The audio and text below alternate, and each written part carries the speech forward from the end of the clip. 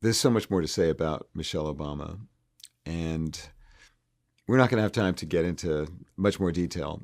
I want to focus your attention on three, just like with the others, of the many skills and practices that her life illustrates and that she developed over time, just like all of our exemplars in this course.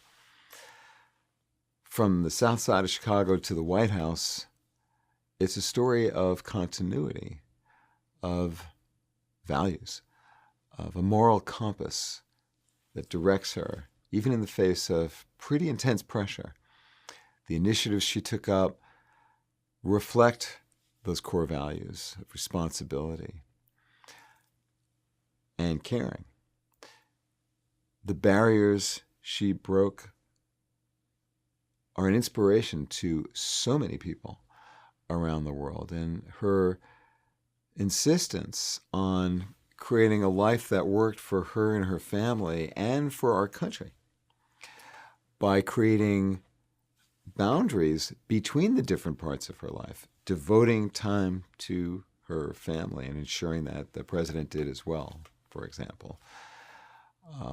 These are all aspects of her story that I want to direct your attention to now as she illustrates the three skills of aligning actions with values, of managing boundaries intelligently, and embracing change courageously. To align actions with values means to make choices that match what you care about, which is what Michelle Obama has been doing her whole life. Her actions flow very clearly from her values and gives her passion and the will to persevere in the face of pressure. She knows when to say no to certain opportunities or demands because they don't fit with her values, and she learned that at home as a young child. Thinking through your choices in light of what you know matters to you, despite social pressure, wherever that social pressure might come from, this is a hard thing to do. It's hard for all of us. And her story illustrates well how you learn how to do that. In her senior thesis, she wrote about what it was like to have to learn how to do that. And that, of course, helped her and helped others. And it hasn't stopped since then, and nor does it for any of us. This is a continual struggle as new opportunities emerge, as new pressures emerge. How do you stay true? How do you act in alignment with your values? What can you do now to strengthen those muscles to enable you to do that? Well, one thing you can do, there are many things, but here's one exercise that we know can be very effective, and that is to find the larger meaning. So here what you do in this exercise is to think expansively about something that you already do or a responsibility that you already have. And the trick here is to look beyond the day-to-day and the immediate impact and to think more broadly about the ultimate consequences of your actions. And do they fit with what you say is important to you? You could start a little list. What are the things that you do that affect others? That's what imbues our work and our various activities with meaning. At least that's a big part of it. The impact or significance on other people. How is what you do in your work, for example, how does that affect other people? Maybe it's the people immediately around you, or the people who are served by the product or service or decisions that you make, or people further down the line and rippling out from what you do. Maybe you work in isolation, but the ultimate impact of what you do affects other people in some way. Maybe it's the chores you do in your family that help your family to function well. If you're in a service occupation, it's probably a lot easier to see the direct impact that you're having through your work. But it's remarkable how some people forget that. I once worked with a marketing executive in a pharmaceutical company who had kind of lost sight of the fact of how what he did every day and what his team did every day had an impact on the health of other people. It's a pharmaceutical company. It may seem like, how could that possibly happen? But it did, because it's easy to lose sight of the impact that you're having on other people. Even just doing the dishes and having the kitchen be clean in the morning for when everybody else comes down there is a way to create value for other people. So that's a really small way of thinking about it, but it does change your orientation, even if slightly, to think about the impact that you're having. And we know, research that supports this, that tasks become more motivating for most people if they are filled with meaning in terms of the impact that they have on other people, even if indirectly through these ripple effects. And your well-being improves. So by taking a few minutes to simply think through, what is the larger meaning of some of the things that I do? Just try doing that with a few of the things, whether it's at work or at home or with your friends, wherever. And think through, what's the impact, and now what does that tell me about the importance of what I'm doing? And it might even get you to think about some things that you're doing that perhaps you shouldn't be spending so much time on. The second of the skills that I want to draw your attention to in the Michelle Obama story is managing boundaries intelligently. And this means being able to create boundaries between the different parts of life, your work, your home, your community, your private self, to create boundaries that help you to achieve the goals that matter to you and the people that matter to you. Now, sometimes that means blending or merging the different parts of your life, and other times it means separating them. So to manage boundaries intelligently doesn't necessarily mean to shut out everything, although it often does mean the need to just focus on one thing, one person, one project at a time.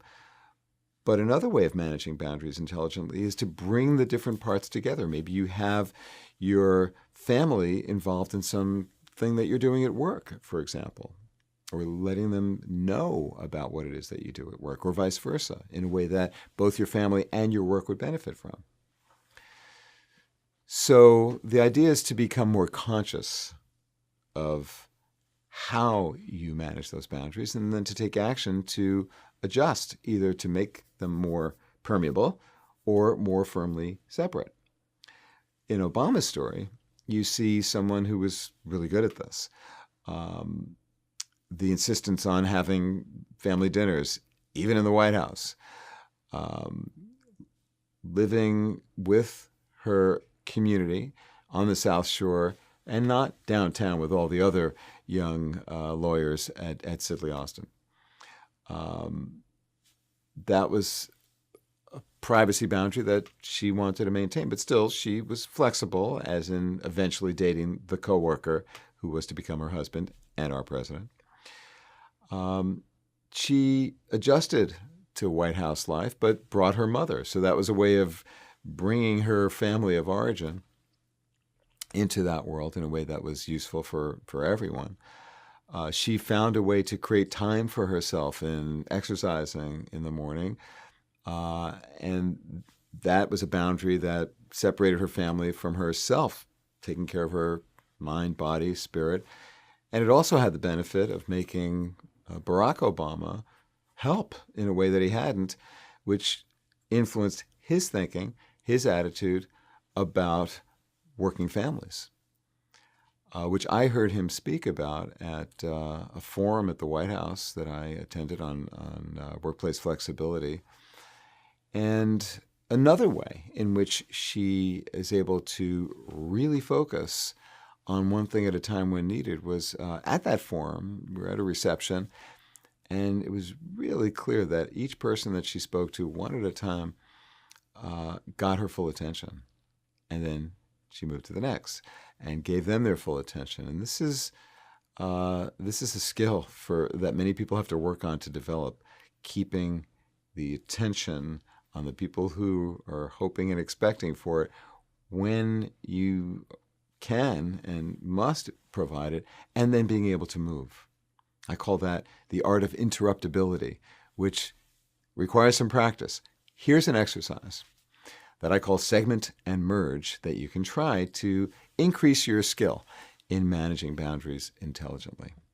In our frenzied digital world, which most of us didn't grow up in, I certainly didn't, but here we are.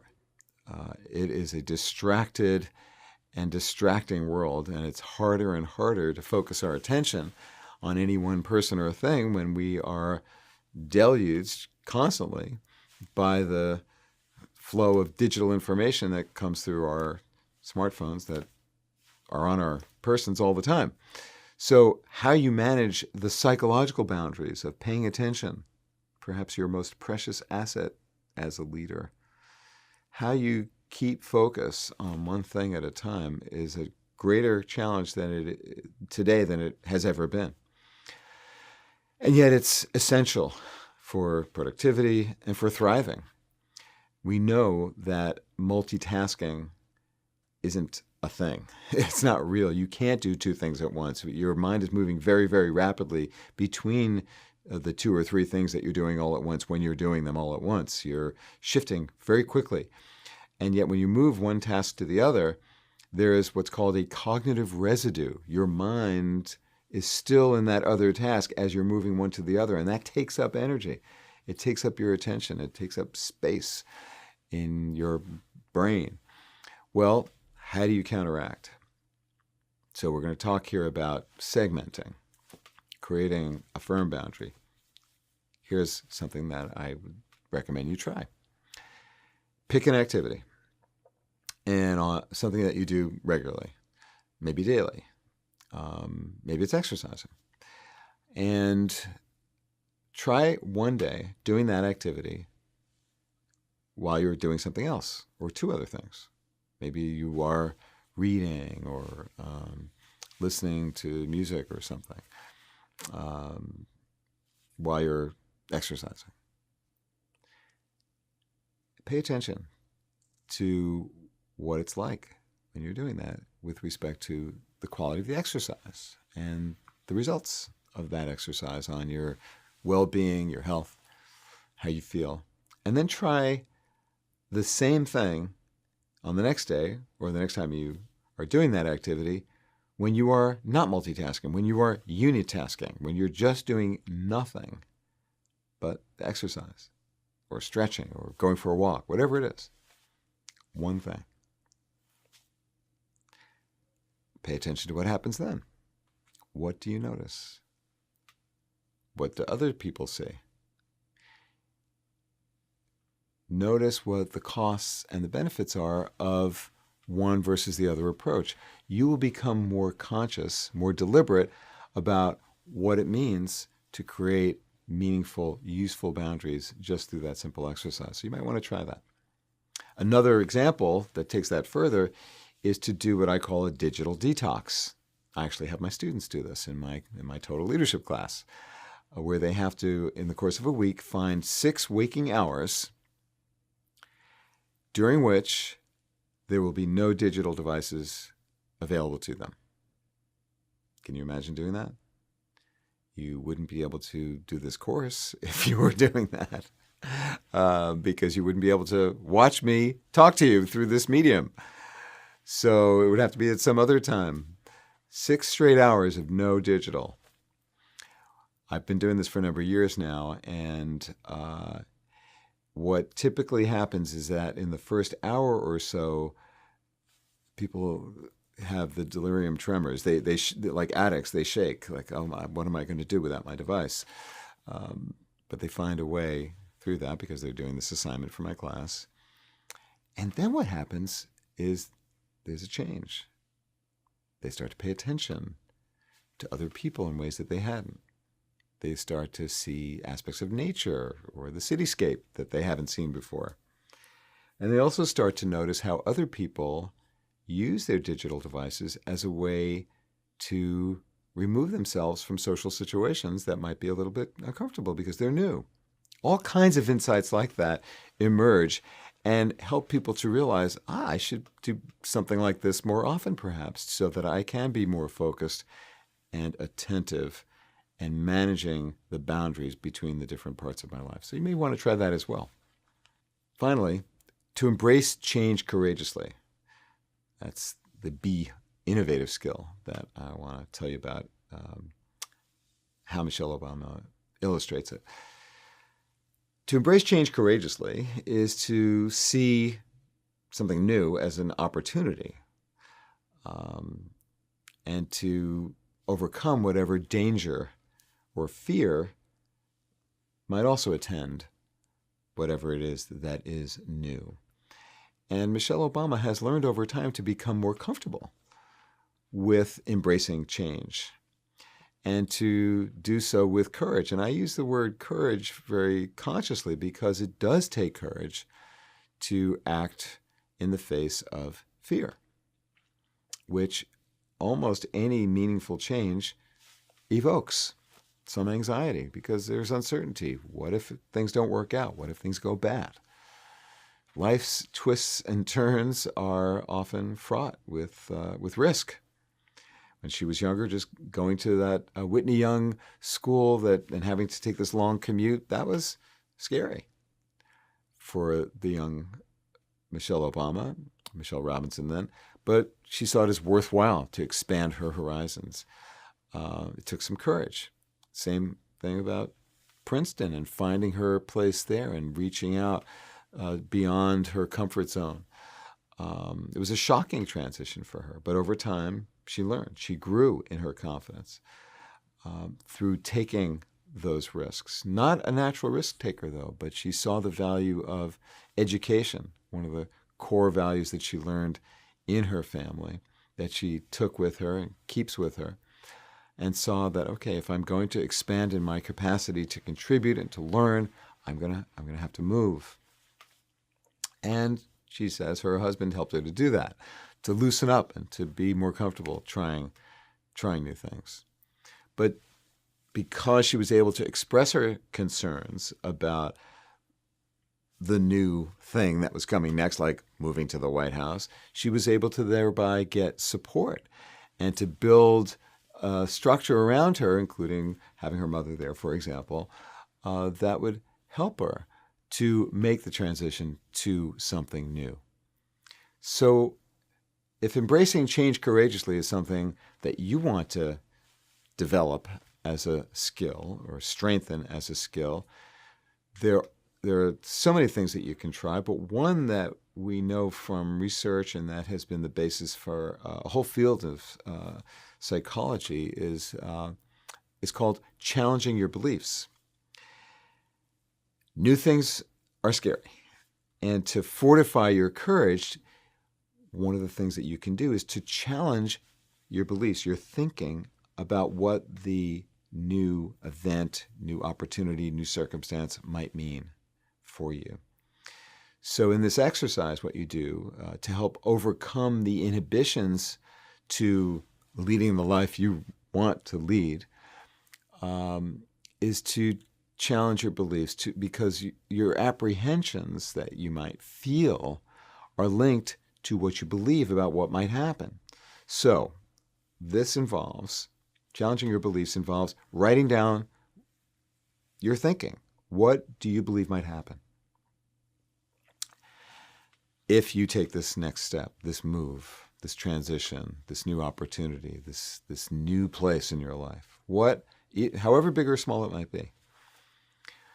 What you do is simply write down, what are your thoughts about what might occur, good and bad?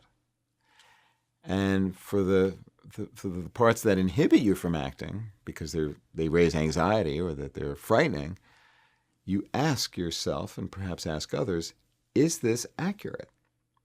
Does this seem realistic? Do research to find out if your fear is indeed warranted.